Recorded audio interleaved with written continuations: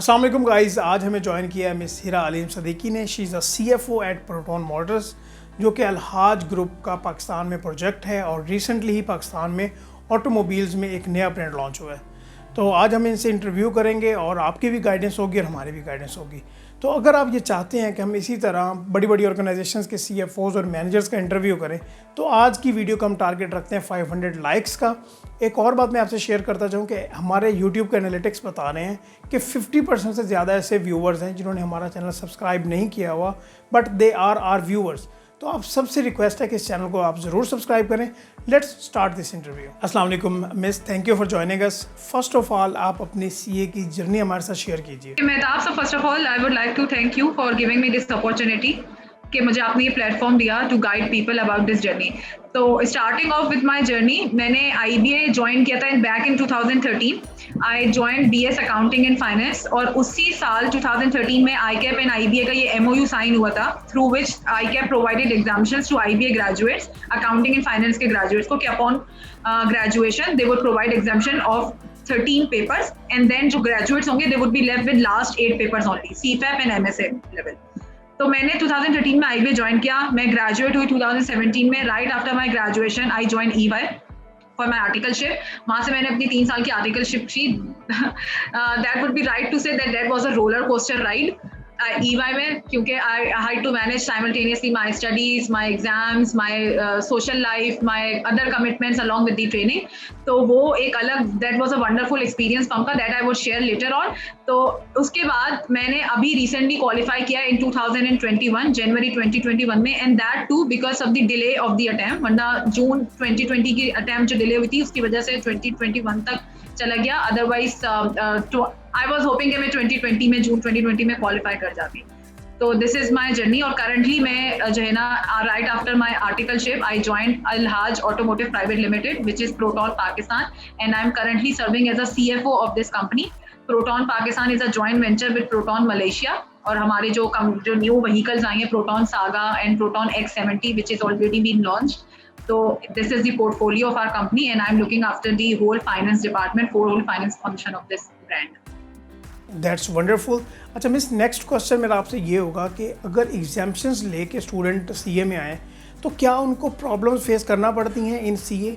अगर कोई ऐसी कोई प्रॉब्लम्स हैं, जो कोई इश्यूज़ हैं, तो काइंडली आप हमारे साथ वो शेयर कीजिए ताकि ऑडियंस की गाइडेंस हो सके। होता ये है कि जो है, जब मैंने साइंस बैकग्राउंड की थी और मैं अकाउंटिंग एंड फाइनेंस में आई, तो accounting and finance itself was a big challenge for me, ये degree right after my inter, क्योंकि मैंने साइंस बैकग्राउंड से अपना इंटरमीडिएट किया था। फिर मैं आई तो accounting and finance, and to be very honest on this, accounting had always been a weaker side of mind. Accounting में मैं हमेशा वीक रही हूँ, मैंने स्ट्रगल किया यूनिवर्सिटी लाइफ में भी, लेकिन despite the fact that I was weak in accounting side, I managed to qualify अल्हम्दुलिल्लाह। तो वो इस वजह से हुआ कि मेरे जो कॉन्सेप्ट्स है, I always focus on basic concepts. Accounting, auditing, taxation, financial reporting, ये सारे वो सब्जेक्ट्स हैं जो हमने IBA लेवल पे नो डाउट थोड़े से बेसिक लेवल पे पढ़े। ठीक है, फर्स्ट 2 सेमेस्टर में हमने बेसिक लेवल पे पढ़े, then we as we proceed तो फिर आपके थोड़े हाई एडवांस लेवल पे वो कोर्सेज होते हैं। तो फिर हमारी वहाँ की जो फैकल्टी IBA की, दे आर वेरी सपोर्टिव। आप उनसे जो है apart from the class timings भी जाके आप पर्सनल उनसे काउंसलिंग ले सकते हैं, या पर्सनल ट्यूशन टाइप उनकी रूम में फैकल्टी सेशंस ले सकते हैं। तो वो चीज़ आपको बहुत हेल्प आउट करती है अगर if a person is discovering this thing कि वो उसको अपने बारे में ये फील हो रहा है कि उसको नहीं समझ आ रहा है क्लास में, या class time is not sufficient for him to grasp the concepts, तो वो आफ्टर द क्लास टाइमिंग्स भी फैकल्टी को अप्रोच कर सकता है। अपार्ट फ्रॉम दैट, जब एक दफा आपने ग्रेजुएट कर लिया and then you are there in chartered accountancy, तो जो CA की जो लेवल्स, CFAP जो लेवल है, उसमें जो फाइनेंशियल रिपोर्टिंग AAFR जो सबसे पहला पढ़ते हो, जो नॉर्मली स्टूडेंट सबसे पहले उठाते हैं, तो वो नो डाउट CA फैकल्टी जो है, जो CA फैकल्टी है ICAP, जो आपके ARTT और जो डिफरेंट आपके जो इंस्टीट्यूट्स हैं, तो वो no doubt is very competent, very helpful. मुझे टीचर्स ने, जो CA की फैकल्टी थी, उन्होंने बहुत हेल्प आउट किया, बहुत ज़्यादा हेल्प आउट किया। All you need to do is to maintain your focus in the classes. अगर आप क्लासेस में 3 घंटे के लिए हो, make sure that you are there with your heart and soul, you are putting your heart and soul into the class. Class के time पे कोई डाइवर्जन नहीं होनी चाहिए, कोई मोबाइल, कोई दूसरी चीज़ नहीं होनी चाहिए, then you are good to go. Classes के टाइम पे उस 3-4 घंटे में आपने सही से अगर पूरा दिमाग लगा दिया और वो कॉन्सेप्ट उस पर ग्रैस्प कर लिया, then nobody can take out that thing from your mind. अच्छा मिस, जब एक स्टूडेंट अपना कैफ क्वालिफाई कर लेता है, CA अंडर कर लेता है, तो उसके बाद उसने जैसे अपनी फर्म ज्वाइन करनी होती है अपनी ट्रेनिंग के लिए या इंडस्ट्री आर्टिकल्स करने होते हैं, तो स्टूडेंट की एक ख्वाहिश होती है कि मैं बिग 4 फर्म से आर्टिकल्स करूं या टॉप रेटेड फर्म से आर्टिकल्स करूं। तो आप कैसे डिफ्रेंशिएट करती हैं नॉन बिग 4 फर्म्स और बिग 4 फर्म्स को एज पर देयर कल्चर और professional values? The thing is कि कल्चरल डिफरेंसेस की अगर बात करें तो बिल्कुल हो सकते हैं, प्रोफेशनल डिफरेंसेस भी हो सकते हैं, क्योंकि हाँ ये एक चीज़ है, बिग 4 फर्म्स नॉर्मली इस वजह से उनमें ज़्यादा प्रोफेशनल इन्वायरमेंट पाया जाता है क्योंकि they are monitored, they are regulated by their global parents. उनकी जो ग्लोबल प्रेजेंस है उनकी प्रॉपर जो है ना इनके ऊपर रेगुलेशन होती है, प्रॉपर मॉनिटरिंग होती है, तो इसलिए उनको they have to abide by the international regulations and all, तो इस वजह से उसमें थोड़ा प्रोफेशनल एनवायरनमेंट आपको ज्यादा मिलता है। लेकिन since I have been part of the big 4 firm, मैंने EY से अपनी आर्टिकलशिप की है, तो मैं I can not comment much on other than big 4, लेकिन मैं इतना जरूर कहूंगी कि नाम ठीक है, to some extent it matters, लेकिन once you are qualified, once you are a chartered accountant, nobody would ask you कि आपने कहाँ से अपनी आर्टिकल्स किए हैं, ठीक है। फिर आपकी अपनी जो कॉम्पिटेंसीज हैं जो आपने डेवलप की हैं, और सिर्फ फर्म ऐसा नहीं है कि सिर्फ बिग 4 में रह के ही आप अपनी पर्सनल ग्रूमिंग कर सकते हो। There could be number of ways जिसके थ्रू आप अपनी पर्सनल ग्रूमिंग कर सकते हैं। Personal grooming is an ongoing process and you have to put your effort into that. तो आप अपने ऊपर कितना एफर्ट लगा रहे हो, आपकी ठीक है, कुछ बेसिक एथिक्स होते हैं, बेसिक प्रोफेशनल एथिक्स होते हैं जो कि आई अज्यूम के बीइंग अ मैच्योर सबको पता होने चाहिए, ठीक है। वो फिर बिग 4 पे हो या अदर देन बिग 4 में आप काम कर रहे हो, दैट डज नॉट मैटर। वो आपका पर्सनैलिटी ट्रेट का हिस्सा होना चाहिए, आपके कैरेक्टर का हिस्सा होना चाहिए। अपार्ट फ्रॉम दैट, बिग 4 हो या अदर देन बिग 4 हो, जो एक्सपोजर जो वहाँ पे मिल रहा है ना, you should be focused on your work. जो आपको ऑडिट एक्सपीरियंस, जो ऑडिट फोकस आपको वहाँ पे मिल रहा है, आप उसके ऊपर कंसंट्रेटेड रहो, आप उसके ऊपर फोकस्ड रहो, डिटर्मिन रहो। आपको ज्यादा होना चाहिए कि मेरी learning, just be focused on your learning. नाम के पीछे, हाँ, आई हैव सीन पीपल के बिग 4 के पीछे ऑब्वियसली सबको शौक होता है एक अच्छा नाम। इसी तरह यूनिवर्सिटीज में भी बच्चों को होता है कि अच्छी से अच्छी यूनिवर्सिटीज में जाएं। आई एम नॉट सेइंग कि do not work for that, आप अपनी एफर्ट डालो, prepare for the interviews, prepare for the test and make every possible effort to get into Big 4, क्योंकि उसकी एक अलग privilege होता है। लेकिन अगर due to XYZ reason you are not able to enter into Big 4, तो other than Big 4 में भी रह के आप अपनी personal grooming, आप अपनी professional ethics, professionalism को practice कर सकते हैं, और अपनी audit training और audit experience वैसे ही इतना enriching हो सकता है जैसे किसी Big 4 में रह के। इसी के रेलिवेंट एक और क्वेश्चन यहाँ पे मेरा आपसे ये होगा कि फर्म से एक्चुअली कैफ क्वालिफाइड स्टूडेंट से क्या एक्सपेक्ट कर रही होती हैं, कि वो जो स्टूडेंट है वो क्या वैल्यू ऐड कर सकता है एक ऑर्गेनाइजेशन में? आपका इसमें क्या टेक है? काइंडली ये हमें गाइड कीजिए। अच्छा, फर्म्स का देखिए, firms that depends a lot कि आप किस तरह के मैनेजर, पार्टनर या किस तरह की टीम में काम कर रहे हो। People may have different mindsets, लेकिन अगर मैं जनरली बात करूं तो एक जो चीज़ जो हमें ट्रेनीज की तरफ से जो हमें नजर आता है कि लैक कर रहे हैं, वो होती है उनकी commitment and irresponsibility. Careless attitude होता है, ठीक है। अगर if a manager is delegating some task to you, तो आपको ये इंश्योर करना चाहिए कि आप उसको ऑन टाइम डिलीवर करो, क्योंकि अगर आपका टीम लीडर आपके अंदर trust, if they are putting trust in you कि आप ये काम करके दोगे, तो फिर वो जो एक केयरलेस और इररिस्पॉन्सिबल एटीट्यूड होता है ना, जो इमैच्योर एज में जो पाया जाता है नॉर्मली, क्योंकि अगर आप बिल्कुल कैफ लेवल का बच्चा अगर उसमें आ रहा है, तो ही और शी इज हार्डली 21, 22 मैक्सिमम। इस तरह की एज के थोड़ी सी इमेच्योरिटी पाई जाती है, क्योंकि और सेंस ऑफ इररिस्पॉन्सिबिलिटी ट्रेनीज में देखी जाती है कि they are not taking their work seriously.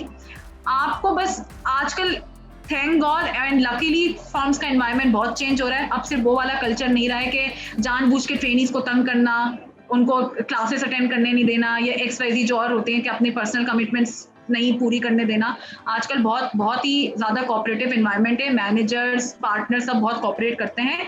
All they need is the commitment and responsibility from a trainee. अब अगर ट्रेनी बिल्कुल उन्होंने किसी की रिलैक्सेशन को और किसी की कोऑपरेशन को ट्रेनी उसका फायदा उठा रहा है, फॉर ग्रांटेड ले रहा है, और तब भी अपना काम डिलीवर नहीं कर रहा है, तो फिर that is the serious issue with the personality.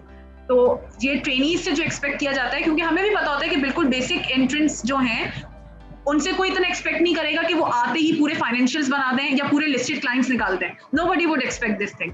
लेकिन उनसे सिर्फ एक बेसिक चीज, which is I think basic ethics also, कि अगर जो काम उनको दिया जा रहा है वो टाइम पे और अच्छे से करके देना है। मिस CA हो, ACCA हो या कोई भी प्रोफेशनल क्वालिफिकेशन हो, ये टफ तो होती है, बट क्या ये लड़कियों के लिए ज़्यादा टफ है? काइंडली इसके बारे में हमें गाइड कीजिए। आर्टिकल्स में क्या मसाइल देखने को मिलते हैं, इसके बारे में भी आप हमें ज़रूर गाइड करें, ताकि जो हमारे फीमेल व्यूवर्स हैं, गर्ल्स हैं, उनकी भी गाइडेंस हो सके। वैसे तो it's a very interesting question from every aspect. लड़कियों के लिए ये एक बहुत ही डिफिकल्ट फील्ड समझी जाती है, नो डाउट, क्योंकि यही सारी लेट सिटिंग्स, क्लासेस को साथ मैनेज करना, आर्टिकलशिप, फिर एक चीज़ होती है कि इसमें आपकी एक long term to some extent long term commitment involve होती है। फिर वो लड़कियों की शादी के मसले, बीच में रिश्ता आ गया, शादी हो गई, आर्टिकल्स कंटिन्यू कर पाएंगी नहीं कर पाएंगी, क्योंकि फिर वो ससुराल की रिस्पॉन्सिबिलिटीज और डिफरेंट फैमिलीज और वो एक चीज़ भी वो काउंट करता है। लेकिन जो सबसे ज़्यादा चीज़ काउंट करती है वो करती है कि how much supportive is your family, whether be it your in-laws या आपकी अपनी फैमिली कितनी सपोर्टिव है। अगर फैमिली की सपोर्ट है, सब कुछ है, तो ये field is not a difficult thing for ladies females भी इसको बहुत अच्छे से परस्यू कर सकती हैं। बाकी एक दूसरी चीज होती है मैनेजमेंट। मैंने खुद EY में अगर काम किया तो मैं जो मेरे साथ जो भी लड़कियां मुझे ये पूछती हैं कि कितना मैनेज करना मुश्किल हुआ, तो management is in your hands. You need to set your boundaries, you need to set your priorities. आपको पता होनी चाहिए आपकी क्या बाउंड्रीज हैं। अगर लेट सपोज किसी के विद इन लाइक किसी के घर से ये लिमिटेशन है कि she can not stay at firm after Maghrib, या she can not stay at firm after Isha और आफ्टर 8 और 7, तो honestly speaking nobody would ask you to. आप जा सकते हो, लेकिन फिर आप उनको, the concern managers, they are only concern with the work. तो आप उनको फिर घर जाके, I always took this thing very seriously कि अगर मैंने कोई रिस्पॉन्सिबिलिटी ली है तो और मुझे जल्दी घर जाना है, तो I use to leave firm on time. 7-8 तक मैं फर्म से चली जाती थी, because I use to live very far. मैं स्टील टाउन में रहती हूँ and that is around 2 hours away from PIDC। तो मुझे आने में, बैक एंड फोर्थ आने जाने में ही मुझे कोई 3-3.5 घंटे लगते थे। जल्दी पहुंचना होता था, लेकिन मैं फिर इंश्योर करती थी कि आप मेरा काम जो मेरे ऊपर है मैं वो घर से करके दूं, चाहे फिर मुझे घर पे बैठ के 11 बजे तक काम करना पड़े या 12 बजे तक काम करना पड़े, मैं ये चीज इंश्योर करती थी। तो ये मैनेजमेंट के ऊपर होती है, how you are managing your things. आप मैनेज कर लेते हैं। कोई भी अगर मोटिवेशनल पैगाम, मैसेज आप अगर ऑडियंस के साथ शेयर करना चाहें जो इस फील्ड में आना चाह रहे हैं या अभी स्टूडेंट्स AFC या CAF में हैं, ताकि वो इंस्पायर हों और इस फील्ड को और बेहतर तरीके से लेके चलें और अपने रिजल्ट को बेहतर बना सकें, कोई भी ऐसी मोटिवेशनल बात जो स्टूडेंट्स के लिए फ़ायदेमंद हो। मोटिवेशनल टिप तो मैं बस यही कहूँगी कि लोगों को ये एक बहुत डर होता है कि ये फील्ड बहुत मुश्किल है, कर पाएंगे नहीं कर पाएंगे। इसकी सिर्फ एक ही छोटी सी टेक्टिक है, वो है that is consistency. Do not give up, do not listen to what people are saying. ये तो मैं हमेशा कहती हूँ कि ये बिल्कुल एक बहुत फेमस डायलॉग है, कुछ तो लोग कहेंगे लोगों का काम है कहना। तो do not give a shit to what people are saying, not at all. बिल्कुल ना आप सोचें लोग क्या कह रहे हैं, जस्ट बी फोकस। आपके अपने गोल सेट होने चाहिए, अपनी प्रायोरिटी सेट होनी चाहिए, and then just focus on those, no matter what happens. लोग क्या कहते रहे आप करें। 2 बहुत इंपॉर्टेंट चीजें जो मैटर करती हैं, वो एक है पेरेंट्स की दुआएं, बहुत ज्यादा मैटर करती हैं। पेरेंट्स की दुआएं, सीनियर्स की रिस्पेक्ट और a good attitude towards others. अच्छे रहेंगे, आपके साथ हमेशा अच्छा ही होगा, कभी बुरा नहीं हो सकता।